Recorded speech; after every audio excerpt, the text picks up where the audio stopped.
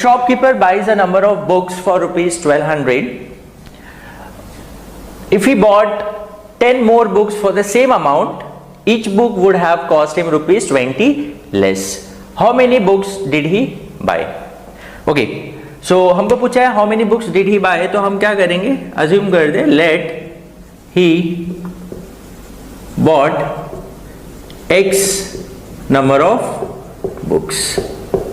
X number of books in that amount, that is in 1200 rupees. Okay, अगर उसने X number of books खरीदा 1200 rupees में, so therefore cost of each book will be equals to what? It will be 1200 divided by X. और ये cost को हम C1 ले लेते. So हर एक बुक का जो cost होगा वो कितना होगा? 1200 divided by X. For example अगर आपके पास 100 रुपीज़ है और आप शॉप पे गए और वो 100 रुपीज़ में आपने 5 बुक्स खरीदा, तो अगर आपने 5 बुक्स खरीदा तो what is the cost of each book? So क्या होगा? 20 रुपीज़ होगा. एंड ये 20 रुपीज़ कहाँ से मिला आपको? It's 100 divide by 5. That is the total amount you have, that is 100. And वो 100 रुपीज़ में आपने 5 बुक्स खरीदा, तो हर एक बुक का कॉस्ट कितना हो गया? 20. सो 100 डिवाइड बाई 5 का. तो सेम वे में उसके पास अमाउंट है 1200 एंड वो 1200 में उसने x बुक्स खरीदा, जो हमने अज्यूम किया let he bought x books, तो हर एक बुक का कॉस्ट कितना होगा? 1200 divide by x. So that is the cost of each book. Now when he bought 10 more books for the same amount, each book would have cost him rupees 20 less. अब जैसे कि for example आपने 100 rupees में पहले 5 books खरीदा ना, आपने bargaining करके जो भी करके आपने अभी 100 रुपीज़ में 10 बुक्स खरीद लिया. सो 100 रुपीज़ सेम अमाउंट में आपने 10 बुक्स खरीद लिया, तो अभी हर एक बुक का कॉस्ट कितना होगा? So 100 divide by 10. So 100 divide by 10 is nothing but equals to 10 rupees. तो हर एक का जो कॉस्ट हो गया बुक का वो 10 रुपीज़ हो गया. पहले आपको 20 रुपीज़ में मिल रहा था, अभी आपको 10 रुपीज़ में मिल रहा है. That means what? हर एक बुक का जो कॉस्ट हो गया वो क्या हो गया? कम हो गया. सो वैसे ही अगर उसने 10 बुक्स ज्यादा खरीदे तो उस हिसाब से हर एक बुक का कॉस्ट क्या हो जाएगा? कम हो जाएगा. And it will be 20 rupees less. Okay, so now when he buys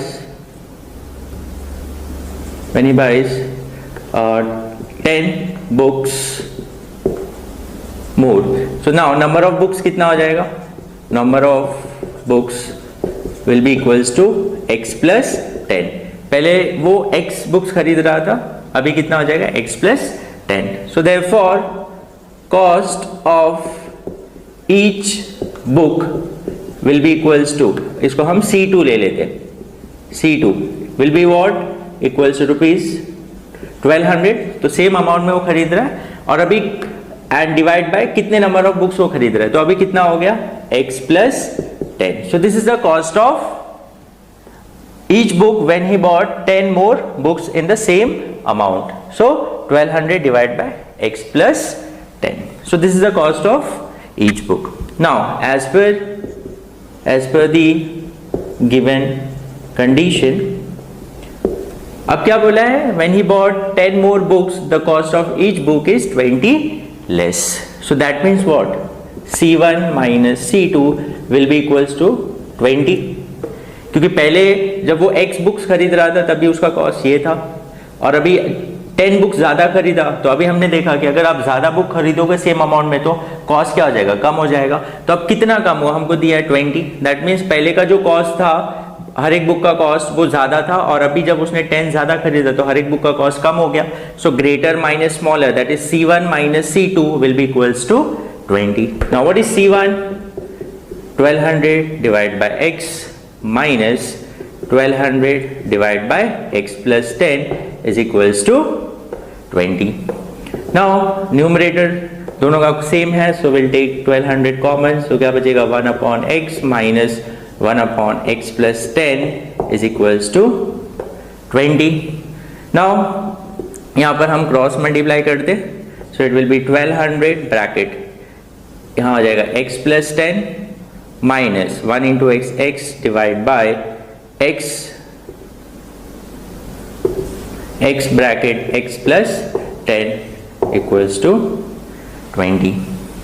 okay, now the next step, अब यहाँ पे plus x minus x will get cancelled, so आ जाएगा इधर 1200, देन न्यूमरेटर में यहाँ बचा 10 divide by, now x into x is x square plus x into 10 is 10x equals to 20, so that means यहाँ पर हो जाएगा 12,000 divide by x square plus 10x equals to 20. So now do the cross multiplication.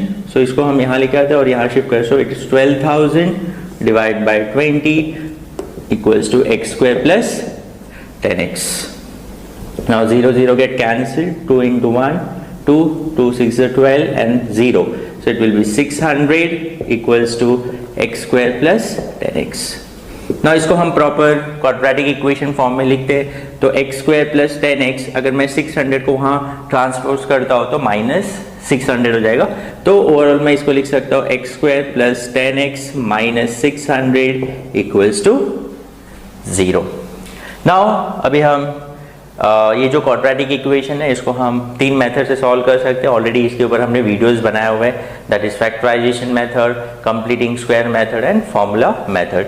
तो अगर हम factorization method से करते हैं, so we want minus 600 and we want 10. So हमको ऐसे दो मल्टीपल्स फाइंड आउट करना है जिसको मल्टीप्लाई करके कितना आना चाहिए, माइनस 600, एंड एडिशन सब्ट्रैक्शन करके हमको 10 मिलना चाहिए. तो फर्स्ट ऑफ ऑल हम अगर हम फैक्टराइजेशन से करना चाहते हैं तो हमको इसके फैक्टर्स निकाले होंगे. So 600, now 2 into 300, then 2 into 150, then 2 into 75, then 3 के टेबल में 3 into 25, then 5 into 5, then 5 into 1. So this are the factors of 600. तो अभी हम यहाँ पर ये जो फैक्टर्स आए उससे हम कॉम्बिनेशन बना दे, that we should get 600 and 10. Okay, so 2 into 300 600 होता है, बट इन दोनों को प्लस माइनस करके हमको 10 नहीं मिलेगा. 2 two 4, 4 into 150, again you'll get 600, but plus और माइनस करके हमको 10 नहीं मिलने वाला है. Then 2 two 4, 4 into 2 8, 8 and 75, again 10 possible नहीं है, 600 तो हमको मिल जाएगा. देन 8 इंटू 3 24, 24 एंड 25, 24 और 25 को मल्टीप्लाई करके विल गेट 600, बट प्लस और माइनस करके हमको 10 नहीं मिलेगा. सो दैट मीन्स वॉट, यहाँ से कोई कॉम्बिनेशन डायरेक्टली नहीं फॉर्म हो रहा है, तो हम क्या करेंगे, बीच बीच में से हम कॉम्बिनेशंस लेते हैं. लाइक 2 इंटू 2 4, 4 इंटू 5 इज 20, सो 20 हो गया. देन 2 इंटू 3 6, 6 इंटू 5 30, सो 20 और 30, 20 इंटू 30 इज 600, और 20 और 30 को प्लस माइनस करके हमको 10 मिल जाएगा. तो जब आपको ऐसे डायरेक्टली कॉम्बिनेशन नहीं मिलता तो हम बीच बीच में से कॉम्बिनेशन ढूंढेंगे, और जो कॉम्बिनेशन फॉर्म होता है वो हम यहाँ पर यूज करेंगे. सो नाउ यहाँ पर 20 और 30 आ रहा है. Now we want minus 600 and ये प्लस 10. दैट मीन्स व्हाट, अगर मुझे माइनस चाहिए, so that means what, greater number. अभी देखो माइनस जो है, माइनस तो मल्टीप्लीकेशन में माइनस का मतलब माइनस कब आएगा, दोनों में से कोई भी नंबर माइनस होगा तो आंसर माइनस में आएगा. लेकिन जब प्लस माइनस हम कर रहे हैं तो किस आंसर जो है वो पॉजिटिव कब आएगा, जब ग्रेटर नंबर जो होगा वो पॉजिटिव होगा. तो दैट मीन्स व्हाट, यहाँ पर हम 30 और 20 है तो 30 को हम क्या करेंगे, पॉजिटिव लेंगे, और 20 को नेगेटिव. नाउ 30 इंटू 20 600, तो और 30 into minus 20 is minus 600 and 30 minus 20 is plus 10. So that means what, greater number को हम positive. So x square plus 30x minus 20x minus 600 equals to 0. Now इन दोनों में x कॉमन है, so x common ले लिया, x plus 30 minus, अब इन दोनों में क्या कॉमन है, 20 कॉमन है, so 20. Now x minus into minus plus 20 into 30 is 600 equals to 0. Now in दोनों में 30 कॉमन है, सो x प्लस 30 हमने बाहर ले लिया, एंड x, तो यहाँ x प्लस 30 बाहर आ गया तो x इधर बचा, और इधर minus 20 equals to 0. Now x plus 30 will be equals to 0 और x minus 20 equals to 0. Now x will be equals to 0 उधर ट्रांसपोज करेंगे तो 0 माइनस 30 इज माइनस 30, और x is equals to 0 minus -20 वहाँ जाएगा तो +20 हो जाएगा, तो 0 + 20. So we are getting x as 30 - 30 and x equals to 20. Now x क्या है यहाँ पर? x is the number of books. So x is number of books he bought. तो number of books कभी नेगेटिव में होगा क्या? नहीं. So since x is the number of books, so therefore x equals to -30 is discarded. हाँ, क्योंकि number of books जो है वो नेगेटिव में नहीं हो सकता है. So therefore x equals to 20 is the answer. That is, therefore the shopkeeper or he bought 20 books in 1200 rupees.